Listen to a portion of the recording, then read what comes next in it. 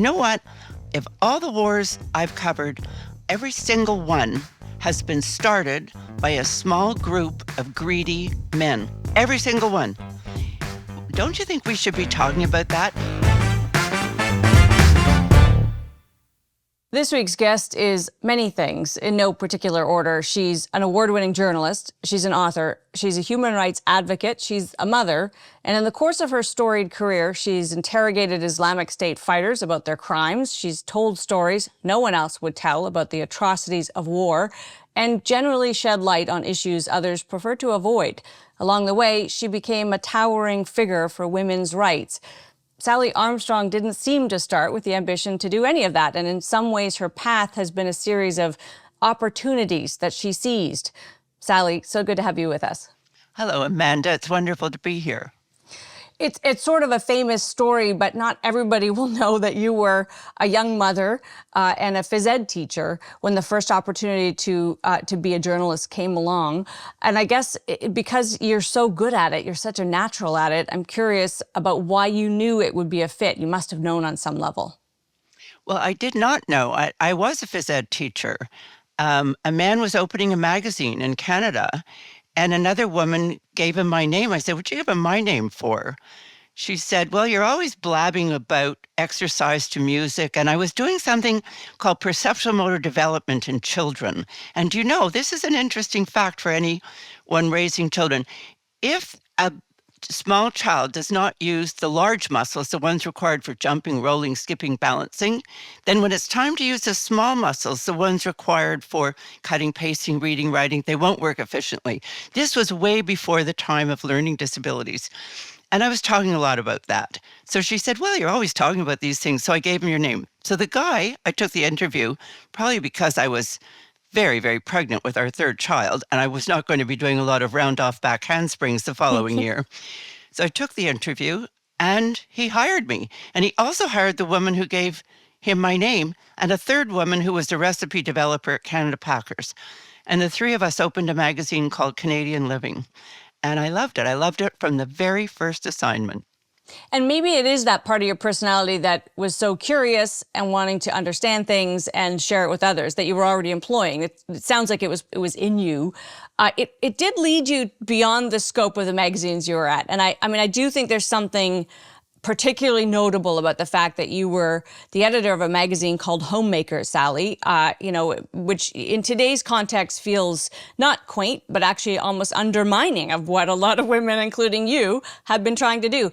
It was at that magazine that you actually really stretched your wings as a war correspondent. How does that come to be? Well, you know, Amanda, at that time, the all news networks had come into our living rooms, and we were getting these 90-second truncated reports about conflict.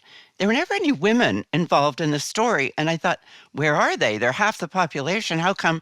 So I talked my publisher into letting me go to find out where the women were. And that conflict was Sarajevo. And something happened. It might be too long to go into here, but something happened, and I knew it was they were gang raping women in camps. Right. And I knew it was a heck of a story, but I was in the magazine business. I could race this international headline to press in about 3 months. That was our lead time. So I gathered everything I could, names, mobile numbers, even the psychiatrist, all kinds of data. And I brought it back and I gave it to a large news agency in Toronto. I said, "Give this to one of your reporters. This is a heck of a story." And 7 weeks later, I saw a 4-line blurb in what was then Newsweek magazine saying they're gang raping women in the Balkans. So I called him. I said, "What happened? What'd you do with that data?" He said, I was going to use it. It was great. But I was busy. I was on deadline. I forgot. I said, 20,000 women were gang raped, some of them 8 years old, some of them 80 years old, and you forgot? And he said, "Oh, Sally, you're always going on and on about the women." And that was my moment. I thought, if no one else is going to do these stories, I'm going to do them. It's hard not to see a combination of factors at play there. And maybe he was busy. I'm not casting aspersions on one human. There's a squeamishness about sex, sexuality, bodies that, we maybe were getting better about it, but for sure, when you started doing this was alive and well, right? We didn't talk about these things publicly. It wasn't polite. It was shocking. And then there is this kind of sense that women are somehow less important, that it's not the real story. You were fighting those two forces. You've been fighting those two forces. And I guess I want to bring you right up to today, Sally, and ask, because I feel in some ways some of the stories you've covered have gone full circle, tragically. Are those still as powerful as they were, those two forces? They are, and they are, I wouldn't call it full circle, but when you have people like Trump in power, you start to worry about losses. But Amanda, they're not sustainable losses. It's true. Now in Sarajevo, everybody was there. CNN was there, BBC, New York Times, CBC, everybody was there. And it wasn't that it was squeamish, it was women didn't matter. And that was the attitude. I mean, look at that fabulous book called Sapiens, which subtitle is The History of Humankind. And Harari does not mention women in the book. And it's an international bestseller. It's about humankind, and it's right now. So it's always there. I say to audiences when I'm speaking to women, don't take your win for granted. There's always someone in the wings looking for a way to undo what you just accomplished. So yes, it's still there. But Amanda, the seed has been planted. It has germinated. It has flourished. And there is no way women are going back. They might in Afghanistan, they've been pulled back, but something's going to happen in Afghanistan, I dare say quite soon. You cannot suppress a flourishing movement. And there's evidence of that everywhere. Do you remember it was February the 18th, 2021? That was when that little craft called Perseverance landed on Mars. Do you remember that? Yeah. So that whole voyage was run by women astronauts. But here's the thing. When it was landing on Mars, the woman astronaut who was doing the landing, she said it took them 7 months to get there. And she said the landing would be 7 minutes. And she referred to it as 7 minutes of terror because so many things could go wrong during that 7 minutes. And so they decided to broadcast the landing around the world. I was sitting in my kitchen listening to it. And she broadcast every bit of the 7 minutes of terror. And it landed and it worked. There was tremendous celebration. She was mobbed by the media. And they said, what can you compare this to? This is extraordinary science. This is history to the max. 7 months, 7 minutes of terror. What can you compare this to? You know what she said? She said childbirth. And I started cheering. I thought, you know what? When one of the most incredible scientific endeavors is accomplished, and it's accomplished by a woman, and her comment compares it to childbirth, I'd say we're winning. I want to believe that's true. And of course, obviously great strides have been made in many places. We have to talk about Afghanistan. And I want to start by asking you whether you think if the women of Afghanistan were a race of people, an ethnic group, whether the world would be as quiescent as we are about what's happening there. Because genocide gets tossed around, Sally, so I don't want to use it lightly. But the subjugation of this one group in Afghanistan, and everybody seems to be rolling along and ignoring it. So that to me is the biggest question today, is why do we allow certain things to run past us? Why don't we analyze them? They call the 20 years the international community was in Afghanistan a failure. During that 20 years, life expectancy moved from 47 years to 63 years. Maternal mortality dropped by 50%. Kids went back to school. Nation building began. This isn't a failure. This is a miracle. Mm-hmm. So what happened? Well, we know what happened. We know what happened at the end. In fact, I did a book on it with Dr. Seema Samar, the famous warrior. And to tell you the truth, I was so worried. We knew that Trump had interfered. We knew he'd made a deal with the Taliban. We knew from the Afghan soldiers what the deal was. But I said to Seema, we can't get one thing wrong. It has to be absolutely perfect or we'll be attacked for this. And I called the State Department. I said, can I have a report? And they sent me the report. That's the beauty of a democracy. So I had it, and it's all in the book. So it collapsed. But why I think the world walked away from Afghanistan because they felt they'd already given enough. But do you know the international community stayed in South Korea for 35 years before they left? And now look, you see out of the wings comes someone trying to stir it up again. Hmm. So we have a bizarre notion, and we do it I've been covering war for more than 3 decades. Yeah. We do it in every country. We go in with great style, and we exit without a plan. And so what happened? I believe Afghanistan will turn. I think something's happening right now. One of the ministers spoke out and said, "We have to let the girls go to school." He's now in exile in Turkey. He had to leave within 24 hours. Two more ministers have followed. And what I've noticed in civil war is when the bad guys start fighting with each other, you open up a wedge and people can come through that wedge, not to take over, but to say, listen, your people are starving. We know where the food is, or your economy's in the ditch. We know how to get the money rolling. And then you move in and you start to make the changes. And I believe in the very short term, that's what's going to happen in Afghanistan. But I'm a bit of an optimist, I have to Gosh, admit. I hope your optimism is borne out. To me, one of the really dark moments that was, I mean, really almost made me sick to my stomach was the idea that women in Afghanistan shouldn't speak to one another, that they'd be prohibited from talking, more than, outside of their homes. They couldn't actually exchange any conversation or ideas on top of everything else, right? They can't see a doctor anymore because women aren't allowed to be doctors and they're not allowed to see male doctors. And so there's no medical care for women in Afghanistan today. These are all things that I feel like the international community should speak up about. Sally, in 1999, I was in New York, and it was the last time Canada was on the Security Council of the UN. And the people at the UN, our mission there, were working really hard to impose sanctions on Afghanistan because of the treatment of women. And they were voted down by powerful players. I want to say, including Russia, or the US was the biggest one that voted against the sanctions. And of course, it was very soon after that Afghanistan became the heart of a terrorist movement that would strike America. You see the ramifications of these things in real time. Yeah. Do we need to make those connections? I mean, do we need to remind people that the people who suppress others are coming for us too? They don't stop at their own women. They have ambitions to suppress people, and they don't tend to stop at home.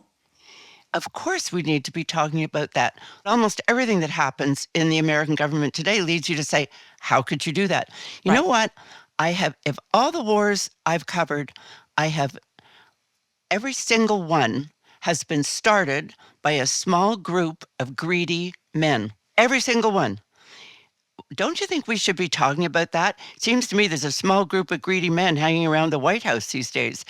And yet, every single war, the people I talked to were shocked when it came to war. Even though things were terrible, they were frightened to death. They wondered, should we leave? Should we stay?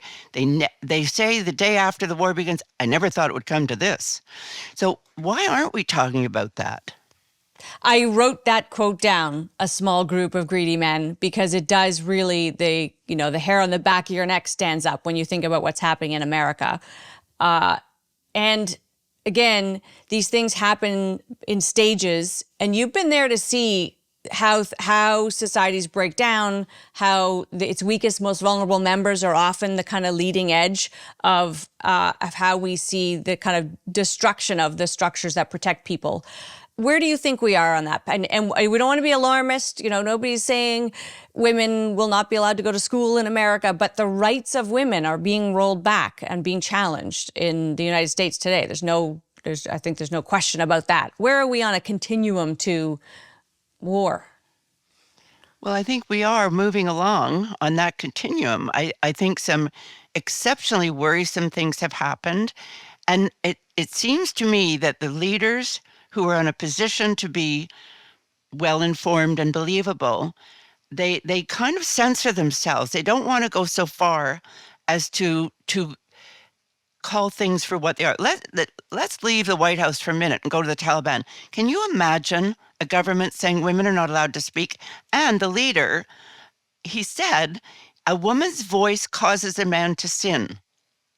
This is depravity. This is sexual depravity. He's at, Yeah. that if you speak, I will have to rape you.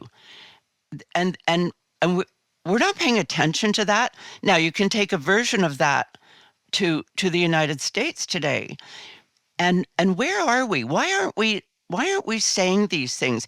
In the United States, it took until yesterday for even Democratic senators to say that this call for fentanyl was rubbish. With the free trade agreement, you have to have a security issue before you can break it. So they made that up, the fentanyl thing. And nobody really in their government said it to you. What is the matter with people? Their job is to serve their people, not to keep their limo and their car service. Project 2025 was treated as, this terrifying document in efforts to keep, this very situation from happening. So I went and read it, and I encourage people to read it. It's 900 pages, but it's readable, and it's kind of a coherent ideological worldview from the right. Where it comes to gender issues, socially conservative issues around the family, we haven't yet seen those. We've started to see some of those policies, but not really from the Trump administration in full force. That's where I get a little concerned about when you talk about rolling back rights that could set women back. Are the structures, the policies, the systems we have in place in this part of the world strong enough that those efforts they don't have any hope of succeeding? Well, they are strong enough. But if you elect someone who doesn't give a damn about those things, they roll back. And then they go to court and they spend 10 years trying to sort it out in court while the human rights are lost to people. There's a thing about populist men in power that feel stronger by removing human rights rather than embracing human rights. It's almost the way we can test a government. And this is also attached to the economy. It was Jeffrey Sachs, the great world economist, who said the status of women in the economy are directly related. Where one's flourishing, so is the other. Where one's in the ditch, so is the other. Well, I think a kid in grade 5 could figure that out today. Yep. And yet we're not paying attention to it. We have laws, and I'm saying I'm referring to both the United States and Canada. I dare say, because of a parliamentary system, we are better able to protect our laws than you are in a presidential system. But who stops people like this? And how do you, it does come down to that continuum of war. What is the right action to take? And now we're in Canada. We're not voting in or out any of these people. The influence can be felt, but we are our own entity, and gladly so. To go from, girls not allowed to leave their homes in Afghanistan to, women who are making 80 cents on the dollar here, it might feel trivial. You might say, look, you have it pretty good. But women in Canada still are not equal. There are a bunch of different ways you could point to, and we're trying. Everybody's trying. Good intentions, I suppose. What should we be doing now in this time where it does feel as though there's fragility around some of these issues? Again, it comes down to leadership, because they're the ones that get to put the attention on the things they want to put the attention on. But Amanda, I will say that I think hyper-nationalism is generally a problem. I've seen it turn into war in the Balkans. I've seen it turn, and tribal areas are very, very susceptible. But they're not hyper-nationalism, they're just tribal. So we are in a hyper-nationalism stage, which I think is the best thing that has ever happened to Canada. We have everything. Everything. I'm not exaggerating. We have the land, we have the resources, we have the trained workforce, we have multiculturalism, we have everything. What we need is the leadership that not only knows how to take it forward, but has the nerve to take it forward. It's pretty darn easy to trade with your neighbor. You don't have to worry so much about getting around the world with your pocket of goods. But now we can't do that. So I see this as our time. And I tell you, the one thing I worry about is the women's movement was so strong in the 80s and into the 90s. But now I think a lot of people feel we've already made it. As you mentioned, we don't have to worry. we need lots of women involved in the establishment of this new, huge Canada that I believe is going to happen. I really do. And even though I think hyper-nationalism can lead to trouble, not right now in Canada, but we have to be vigilant because wins are easily taken away and traded for something that someone else thinks are more important. And even though we're half the population, our rights, our pay level, our opportunities cannot be traded. And I think we need a voice out there. Your Massey lectures and subsequent book really tells the story of this issue. I think with one exception in early Mesopotamia, women have been a second class to men throughout our recorded history. And you talk about it as a long struggle. And obviously progress has been made, certainly relative to when we weren't allowed to own land or even more very recently vote. But it's to me so fascinating. And I come at this late, Sally. If I'm honest, there was a time in my life when I thought, I don't need to be a feminist because we won that battle, right? The victory is that I don't need to carry that chip on my shoulder. And then later in life, I thought, it's so odd that one gender subjugated another. How did it even happen? When did it happen and why? But it has happened in subtle ways and systemic ways. It continues. And honestly, this very conversation will turn off half of the listeners. Or the male listeners will think, oh God, here we go again. Because they don't feel like they're doing anything wrong. But we are in this odd place where it's a struggle that continues. You sound optimistic about it. You sound as though the continuum has a good destination. I think I am optimistic about it because the fix is not complicated. And you're right, it's time for the men to take up the battle. We cannot get to the finish line unless we walk beside each other. And I thought it would be men my generation, once they got quiet, that the trouble would be over. But young men are picking up the same torch of, I have to be first. Don't let that girl get in the way of my promotion. There have been so many papers written on the value of equality and justice that we don't need to go there again. What we need is time for the dads and the brothers and the bosses and the preachers and everybody else to walk with us because it's better. Everybody knows that. Why on earth would you try to keep a woman back? And I think the more people with power speak out about that, the better we are. But you tell me this. Intimate partner violence is one of the statistics that has never budged. From the time we started fighting for rights in the late 60s, it has never budged. And I believe we've done everything. We've changed the law. We put up shelters all over the place. We built up awareness. We told everybody what the problems were. We started the conversation. You show me one CEO in this country look at the bank CEOs. They have 200, 400,000 employees. Show me one that ever stood up and said, if you are harming your partner, I will fire you because that's criminal behavior. They won't say it. And if they did, and he'd have to say, if you have a problem with this, we'll help you. We know where help is. And if you don't want the help, you're gone. But if you want the help, we'll get you the help. No one says that. No one says it. Show me a coach of a well-known baseball, basketball, hockey team that says if you're hurting a woman off the ice, the field, you're off the team. It won't happen. And until we understand that is where our civilization is, it's hard to get to the finish line. We'll get there, but it's harder. You know, one of the things I've been most struck about you, I've been a fan for a long time. You must have an innate courage, Sally. It must be in your nature to run towards difficulty and danger, because it isn't war zones are not for the faint of heart. And I say that as someone who's been adjacent and removed myself with haste. They're not places for everybody. It takes a certain kind of willingness to be there, and we so need that. We so need people who are willing to do it. And then once you're there, there was some quality in you. What is that quality that then said, I'm not only going to be here, I'm going to go into a jail cell with ISIS fighters. I'm going to go talk to women who could be murdered for telling their stories. What's that in your nature?